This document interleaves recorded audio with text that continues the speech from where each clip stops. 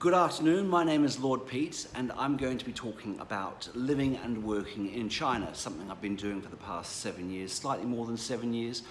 I've lived and worked in Shanghai, Ningbo, Guangzhou, Qingdao, Hong Kong.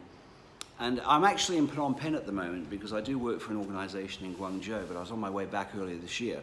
And in February, stopped off here, Cambodia, for a few days, and I've been here ever since, the lockdown happened. But I do love it here. I can't think of anywhere I'd rather be holed up than Phnom Penh. Now, yes, I will be focusing on the workplace, and it's something we all have to think about. So many of us are going to be working for Chinese organizations or are going to be in China working, and there are do's and don'ts. Today, I'm going to address the business of face and honor. So much nonsense is spoken about this. Everybody thinks it's about bowing and scraping and so on. And no, it's not.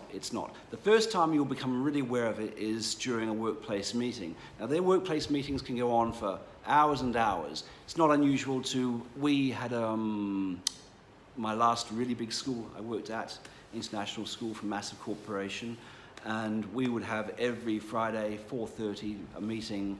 It wasn't unusual to go until 8:30, 9:30 p.m., sometimes with no dinner if we'd been messing up.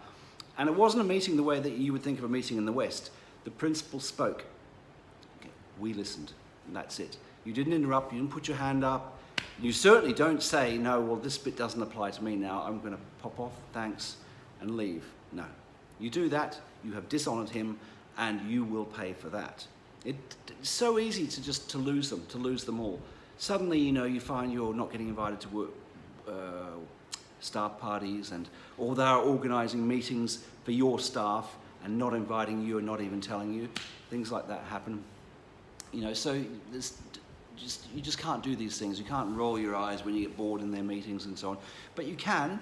In all the meetings in all places I've ever worked in China, there's nothing wrong with bringing your computer and phone to the meeting and sitting there and quietly doing some work, as long as you're paying attention. But don't dishonor the principal. We had a school I worked at near Shanghai. We had a new Australian principal, and she, first meeting with the big boss, the big Chinese principal, she actually was interrupting her, and she was speaking, interrupting the Chinese lady.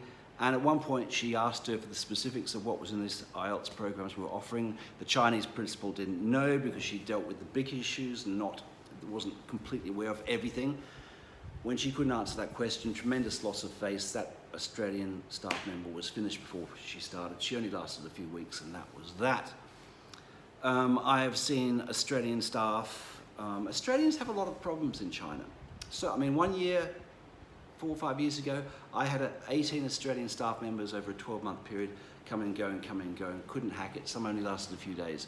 But we had one member who was so tired of it, having these meetings, having to sit down and listen to 3 hours of Communist Party stuff and an hour or so of the actual matters of the school, that he stood up and told everybody he had a few things to say as well, and asked the principal to sit down. And when the staff just stood up to naturally leave because they weren't going to do that, they weren't going to see their principal interrupted, he started saying, "You, sit down, you, sit down."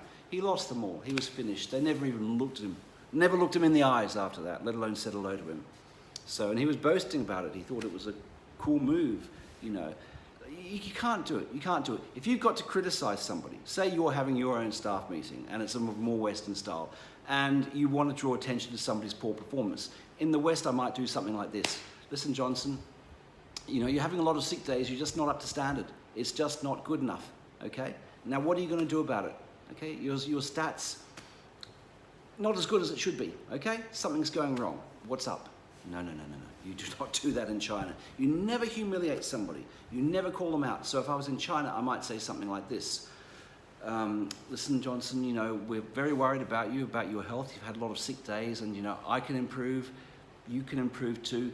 Could you tell us now, really tell us what's the matter, because it just seems like there's something's not quite right, and we all know what a capable person you are, and we're all here for you, okay? So please, can we discuss this now?" So you should sort of make it a team thing, okay? You don't single people out.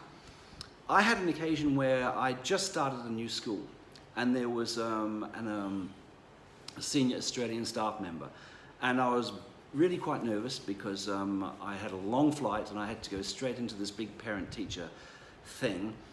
and I hardly spoke any Chinese at all.